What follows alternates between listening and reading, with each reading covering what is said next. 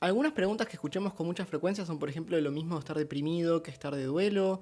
Es verdad que hay que pasar por una serie de estadios diferentes para poder atravesar un duelo. Si una persona no siente tristeza, significa entonces que está reprimiendo el duelo. Vamos a hablar sobre eso en este video.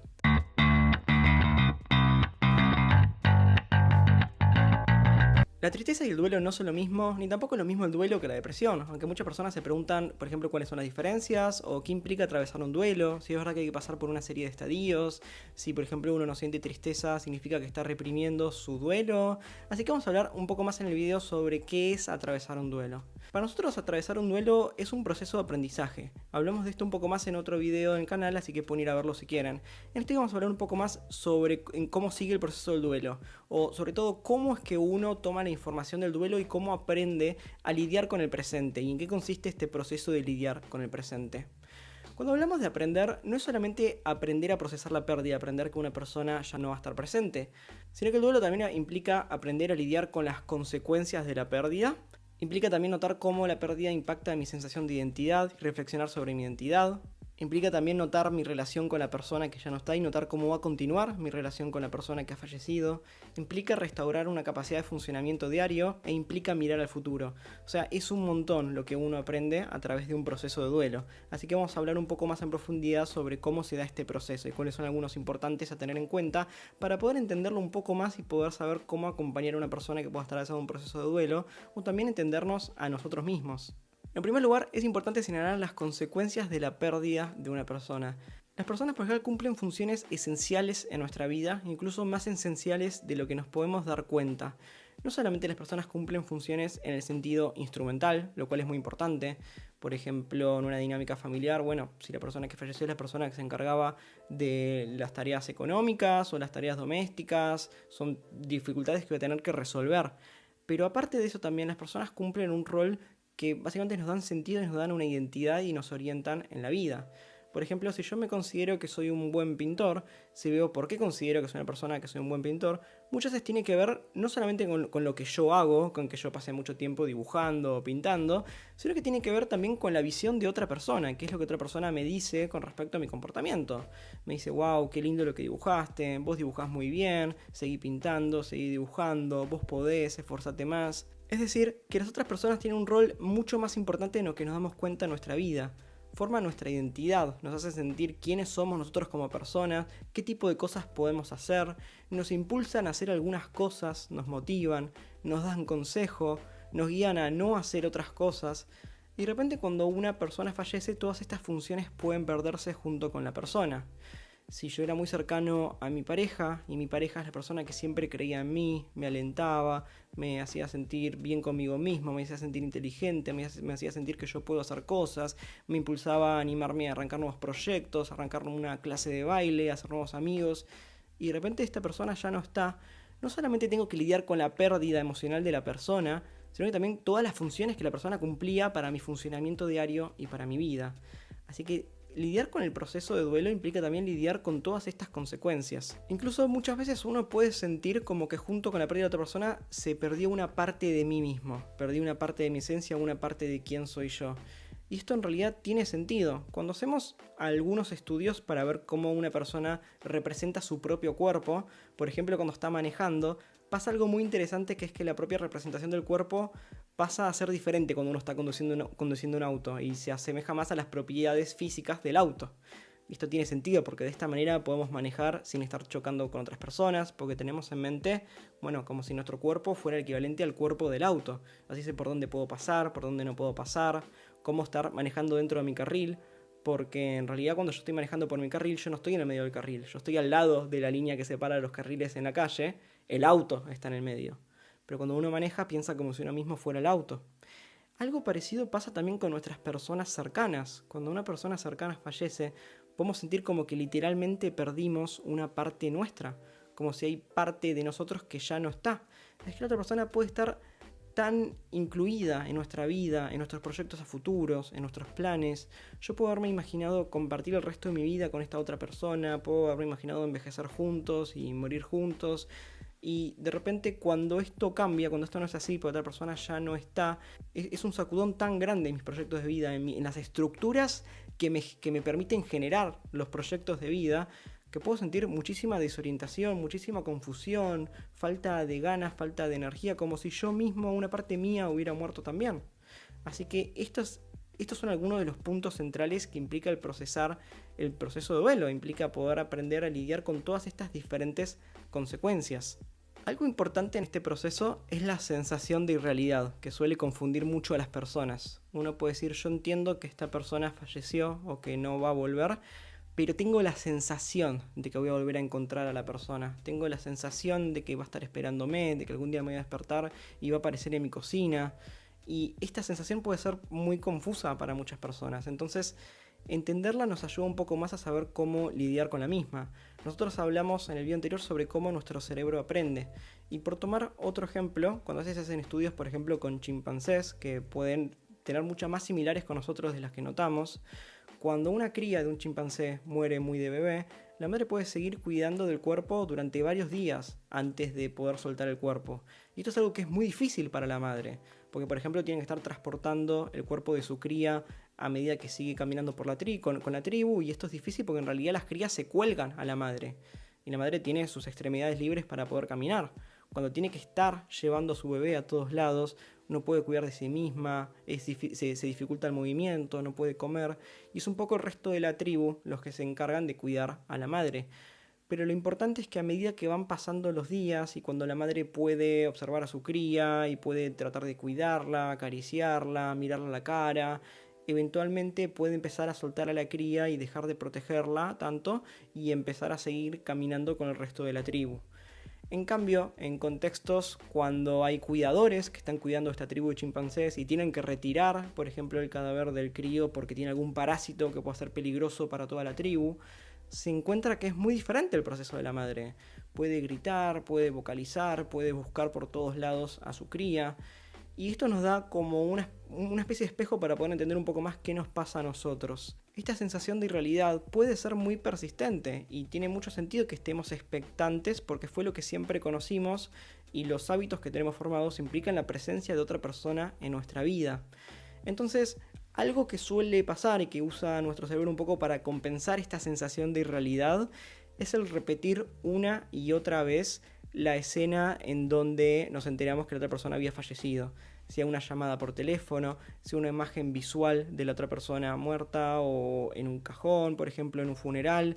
Repetir este tipo de eventos, esto que se llama memoria explícita, ayuda a contrarrestar los efectos de la memoria implícita, que hacen que tengamos todo el tiempo esta sensación de irrealidad, esta sensación de que la persona va a volver. Entonces es importante poder distinguir este fenómeno de lo que es la rumiación. Este fenómeno en un primer momento de estar pensando una y otra vez sobre la escena en donde nos enteramos que una persona falleció, si bien puede ser muy doloroso, incluso cansador y agotador, puede tener una función evolutiva, una función de adaptabilidad para ayudarnos a compensar esta sensación de irrealidad. Puede ayudarnos a hacer que parezca real justamente esta pérdida y no estar por ahí como la mamá del chimpancé cuando le retiran a su cría, que nunca llegó a procesar qué es lo que había pasado con su cría. Por eso repetimos una y otra vez esta escena. Y en este punto es importante también señalar el rol de los rituales, de los funerales, de las ceremonias, de los velatorios, de diferentes ceremonias que tenemos las personas para tratar de justamente generar un evento visual que podamos recordar con mucha facilidad y que tenga una carga emocional fuerte. Por ejemplo, poder reunirse con los seres queridos de la persona fallecida y tener una ceremonia de despedida.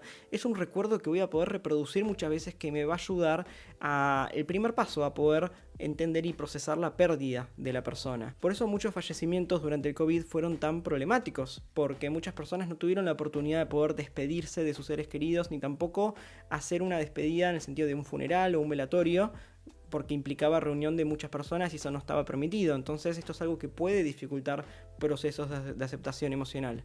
Ahora, justamente hablando de aceptación, es importante también entender en qué consiste el proceso de duelo porque se repite mucho el modelo de los diferentes estadios. No, que este modelo dice que primero cuando una persona fallece solemos estar en una etapa de negación, después pasamos a una etapa de enojo, después una etapa de negociación, finalmente una etapa de depresión y por último una etapa de aceptación. Este es un modelo que se popularizó un montón sobre casi como si fuera una receta de cómo que se prescribe sobre cómo uno tiene que atravesar un duelo. Y de hecho, si uno googlea información sobre el duelo, es casi lo primero que va a aparecer. Y es importante hablar sobre este modelo porque en realidad la evidencia científica señala que esto no es así hace mucho tiempo ya. Sin embargo, se popularizó muchísimo este modelo. Justamente lo encontramos en todos lados. Así que es importante poder entender primero cómo surgió este modelo, cuáles son sus aportes, porque tiene alguna utilidad, pero cuáles son sus problemas y sobre todo cuál es un modelo más adecuado. Incluso muchos terapeutas seguían por este modelo y pueden estar preocupados cuando dicen: mi consultante, por ejemplo, está en la etapa de aceptación pero nunca pasó por negación, o tiene aceptación por momentos pero no todo el tiempo. Así que hablemos un poco más de este modelo. En realidad el modelo se basa en entrevistas clínicas en donde la investigadora realizó entrevistas con personas con enfermedades crónicas en situaciones cercanas a la muerte, notando cómo se procesa de diferente manera la certeza de la muerte inminente de uno mismo o de un familiar cercano.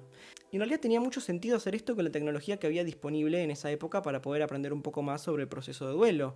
Hizo muchas entrevistas, observó personas en los diferentes estadios, personas en estadios que ella describía como negación, o como enojo, como depresión, como aceptación, y construyó una historia lineal en donde una persona va pasando por los diferentes estadios en orden hasta llegar al último estadio.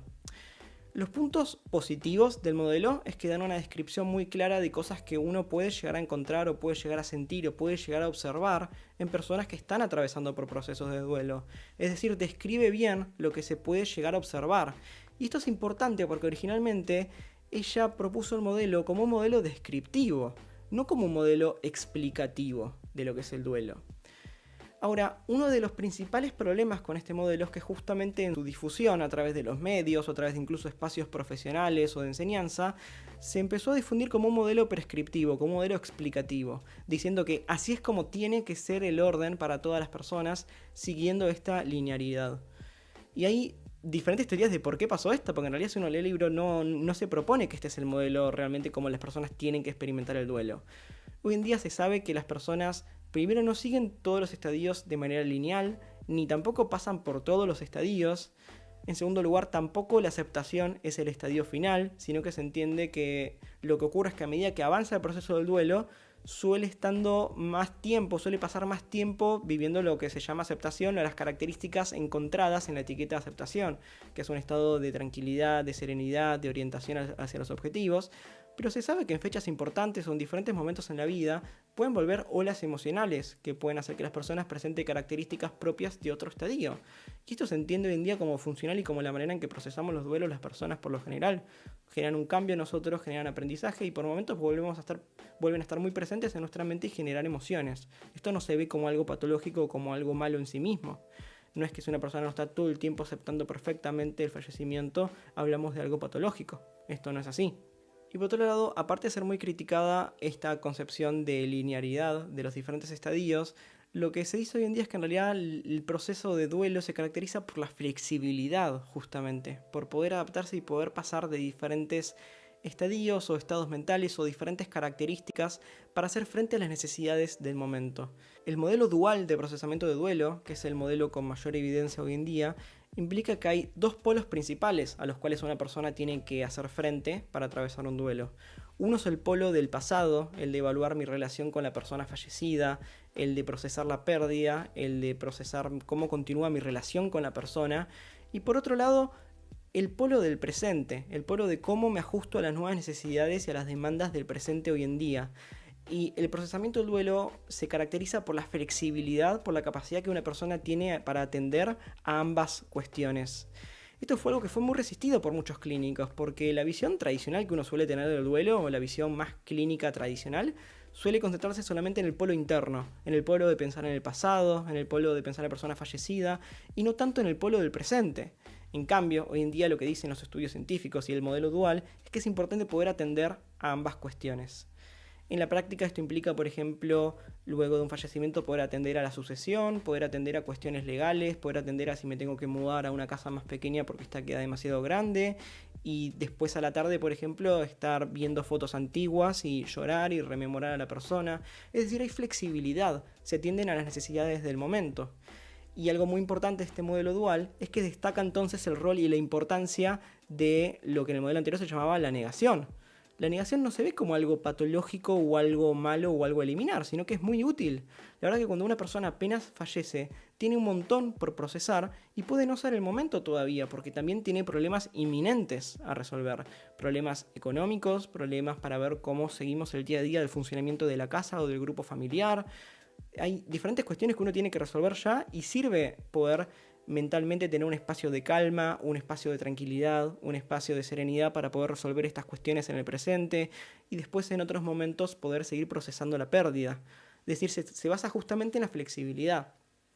El procesamiento de la pérdida también ayuda al presente, es decir, no se trata solamente de rumiar. Cuando pensamos en la pérdida de la persona y en la persona que ya no está con nosotros y lo triste que nos sentimos y solamente pensamos en la persona pero no traemos nada de esta información al presente, ahí es cuando se puede hablar de rumiación y se puede empezar a ver como que puede haber algo problemático.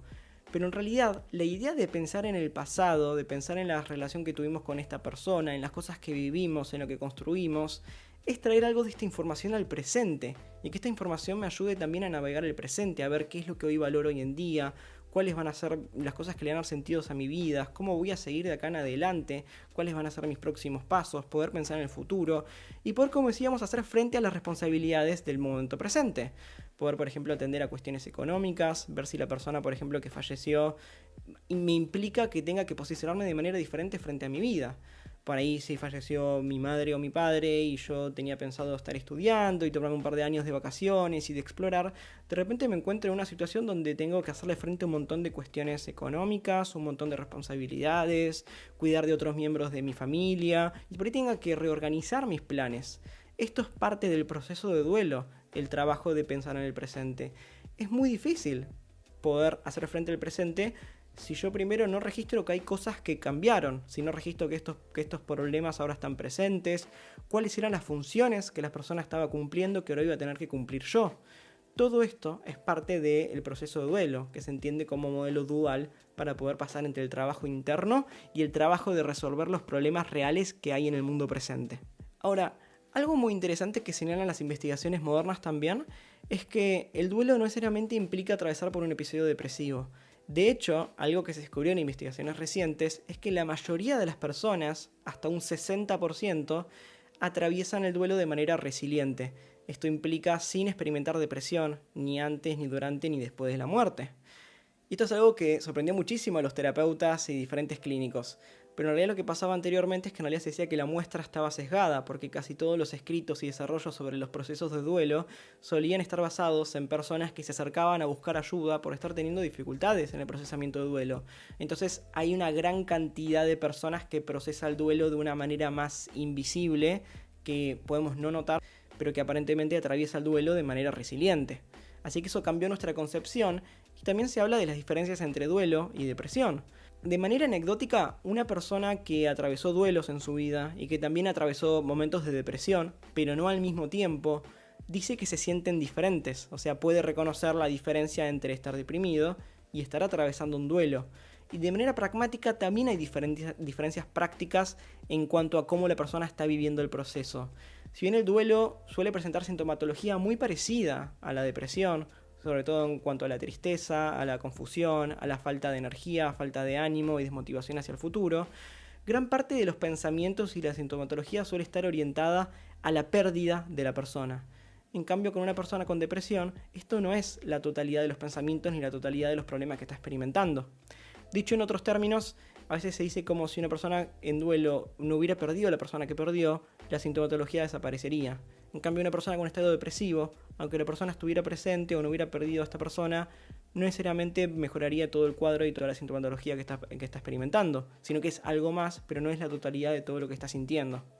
Entonces, esto es muy importante porque muchas veces, sobre todo en espacios clínicos, una persona suele pensar que todo es duelo, o que cuando hay una pérdida reciente y una persona experimenta malestar, descarta pensar en que puedo estar hablando de un episodio depresivo por pensar que esto se trata del duelo o que esto se disparó con el duelo. En investigaciones, lo que se encuentra es que algunas personas con mayor predisposición a poder experimentar episodios depresivos suelen tener depresiones que se despiertan, que se disparan, o depresiones preexistentes que se amplifican a través del episodio de duelo, pero no es que esto sea un duelo.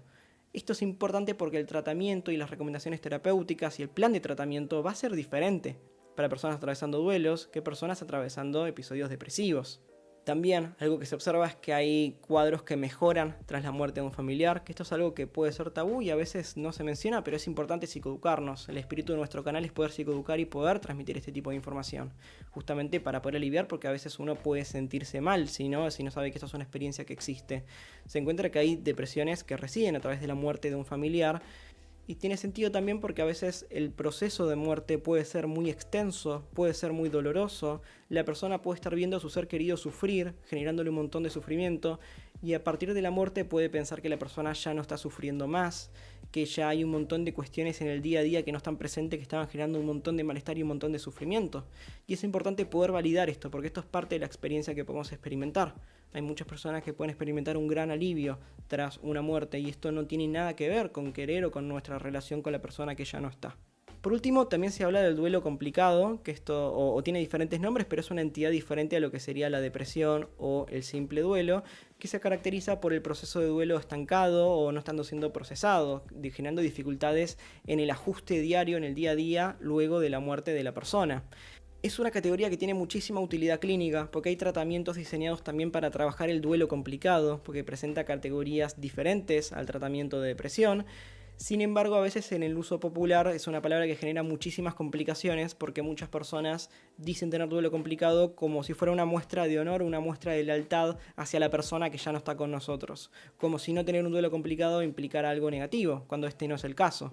Y el problema con este autodiagnóstico es que hay muchas personas que sí están experimentando un duelo clínicamente complicado, en el sentido de estar teniendo muchísimas dificultades de ajustes al momento presentes, que no saben ni siquiera que esta entidad diagnóstica existe. Entonces, por lo tanto, no buscan ayuda. Por eso es importante, si uno está teniendo alguna dificultad, poder consultar con un profesional de salud mental para poder tener una correcta evaluación, un diagnóstico, sobre todo un plan de tratamiento ajustado a las necesidades que estamos teniendo. No todas las personas experimentan los duelos de la misma manera, no toda dificultad necesariamente tiene que ver con un duelo, sino que hay dificultades que pueden ser preexistentes o tienen que ver con otras cuestiones, y es importante poder tener un tratamiento personalizado, una persona que nos escuche y que pueda saber qué es lo que nos está pasando a nosotros para que pueda ayudarnos de la manera en que nosotros estamos necesitando ayuda. Hasta acá el video de hoy sobre duelo, espero que el video les haya gustado, que les haya parecido útil. Si les gustó, no duden en poner me gusta, en suscribirse o también pueden apoyar al canal donando a través del link en la descripción, porque todo esto nos ayuda para poder seguir teniendo tiempo para generar contenido basado en evidencia que pueda ser de ayuda para ustedes, para otras personas y sobre todo para que esto se difunda más y pueda llegar a más personas. Así que esperamos que el video les haya sido de ayuda y nos vemos en el próximo video.